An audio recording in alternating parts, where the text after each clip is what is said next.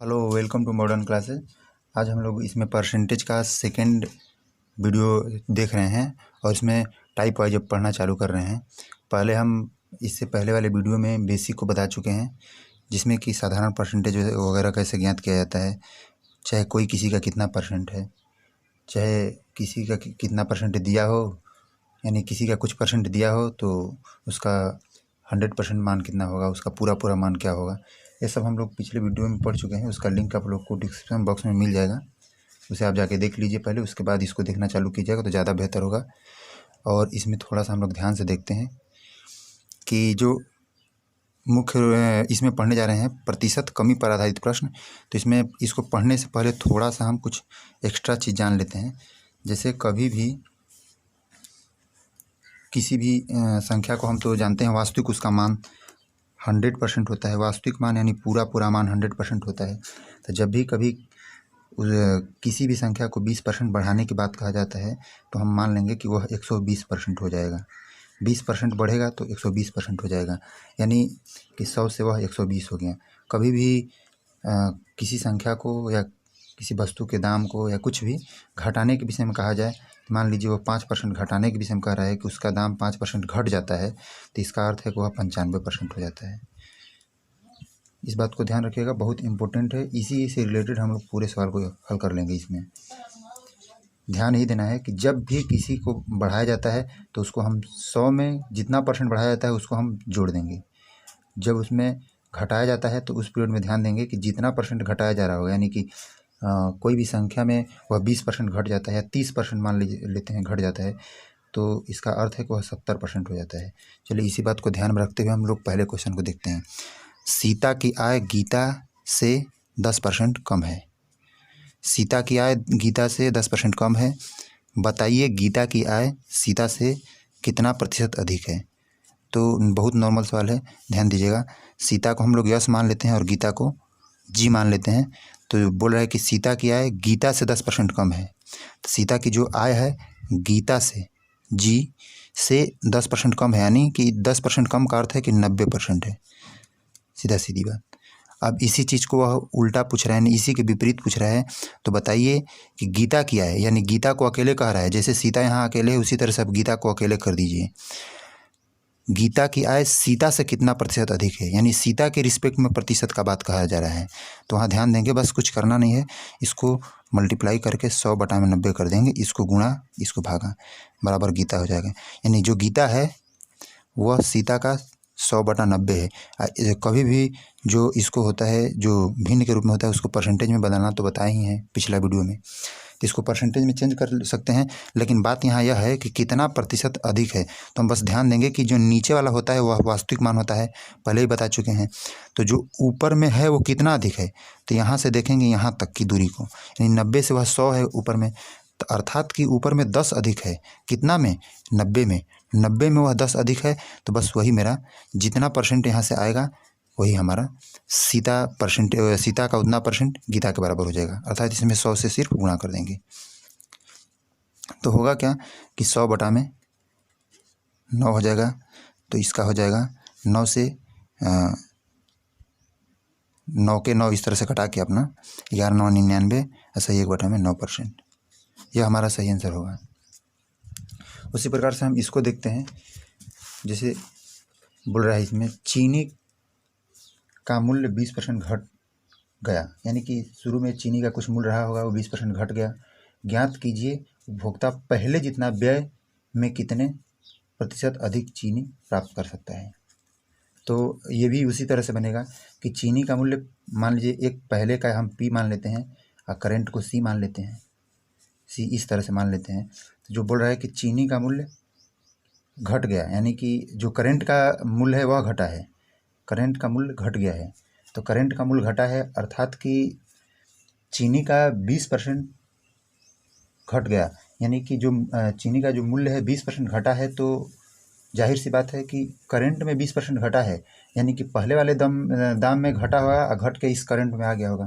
तो अर्थात इसका अर्थ है कि वह 80% हो गया होगा।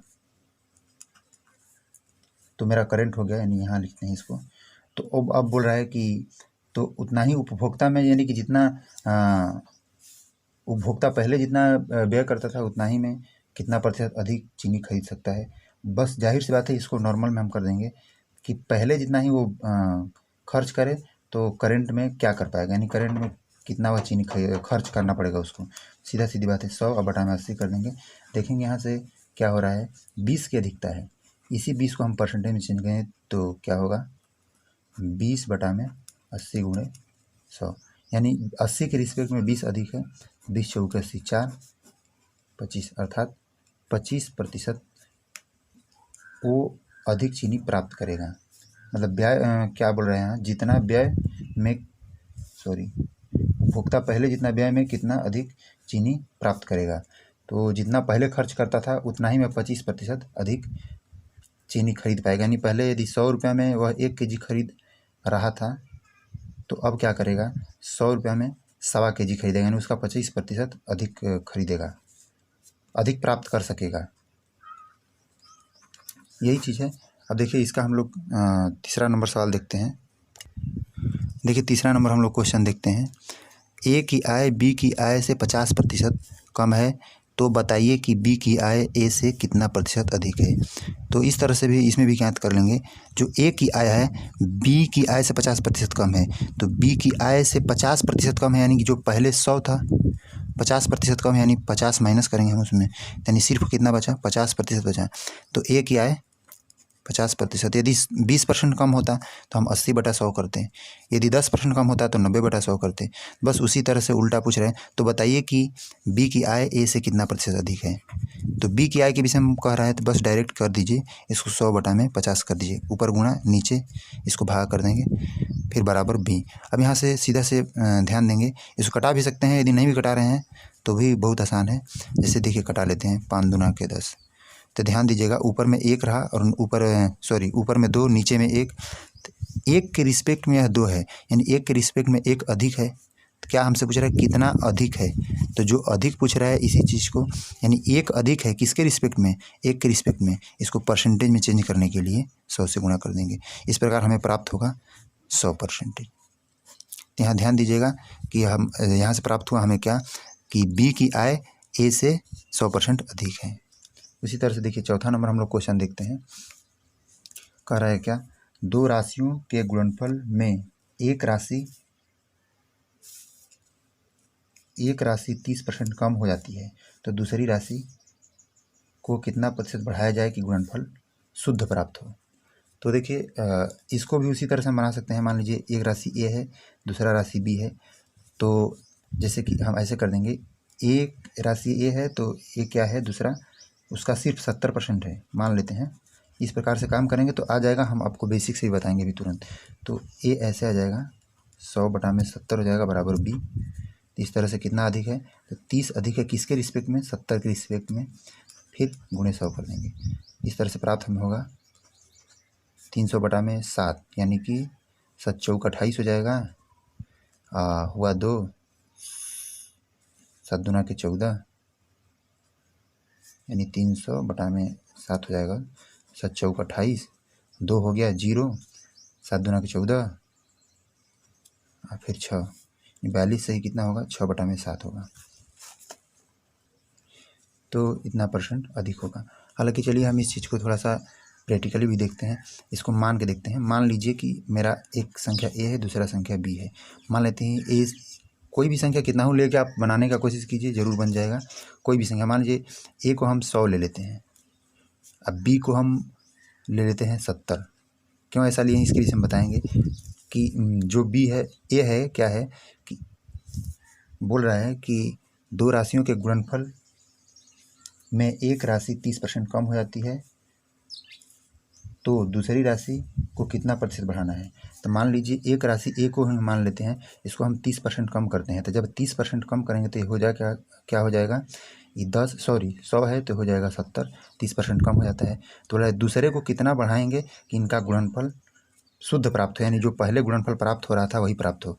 यानी कि जो गुणनफल हम इनका पहले वाला गुणनफल, ये पहले वाला है मूल्य, ये करेंट वाला मूल्य है, तो इसका जो गुणनफल है यानी कि 7000 हो, यही गुणनफल हमको यहाँ भी प्राप्त हो। तो यहाँ हम क्या लिखेंगे कि यही गुणनफल प्राप्त होगा, यानी शुद्ध वही प्राप्त कैसे होगा, 7000 कैसे प्राप्त होगा। इसका अर्थ है कि 100 से हमको गुणा करना पड़ेगा, यानी कि जो दूसरी संख्या है उसको 70 से 100 बढ़ाना होगा। 70 से 100 बढ़ा यानी कितना बढ़ा, 30 बढ़ा। तो इस 30 जो बढ़ाए हैं, इसी 30 को हमको चेंज करना है कि आखिर कितना परसेंटेज बढ़ाए हैं। तो हम कभी बताए थे कि कल वाले क्लास में कि जो 30 है वह 70 पे बढ़ाया गया है, यानी 30 70 का कितना परसेंट है, 70 का कितना परसेंट है, कितना प्रतिशत है। तो जब 70 का कितना प्रतिशत है, किसका पूछ रहा है, 70 का 30, तो 30 बटा में 70 होगा गुणे 100। कल हालांकि हम बता चुके हैं इस चीज़ को। तो इस तरह से भी बनाएंगे तो हमारा यही परसेंटेज आ जाएगा। हालांकि इस तरह से ना बना के इस तरह बनाएं, चाहे ऐसे बनाएं, दोनों तरह से आपकी मर्जी है, जैसे भी हम बना लें, बहुत ज़्यादा समय लगने वाला नहीं है। चलिए, थैंक यू दोस्तों। तो आज मेरा क्लास ख़त्म हुआ और इसमें हम लोग 4 क्वेश्चन पढ़े हैं और इसमें पढ़े हैं प्रतिशत कमी पर आधारित प्रश्न। कल हम लोग पढ़ेंगे प्रतिशत वृद्धि पर आधारित प्रश्न। तो वीडियो यदि आप लोग को अच्छा लगा हो तो कृपया लाइक और शेयर कर दीजिएगा। साथ ही साथ मेरे चैनल को सब्सक्राइब कर लीजिएगा। देखिएगा थोड़ा सा आगे चल के कंटेंट आपको जैसे जैसे आगे हम लोग बीच गहराई में जाएंगे वैसे ही कंटेंट भी बहुत बढ़िया मिलेगा। समझाने का तरीका यदि आप लोग को पसंद आ रहा है तो कृपया मुझे कमेंट में बताएंगे तो शायद हमें कुछ प्रेरणा मिलेगा और कोशिश करेंगे बढ़िया से बताने के लिए।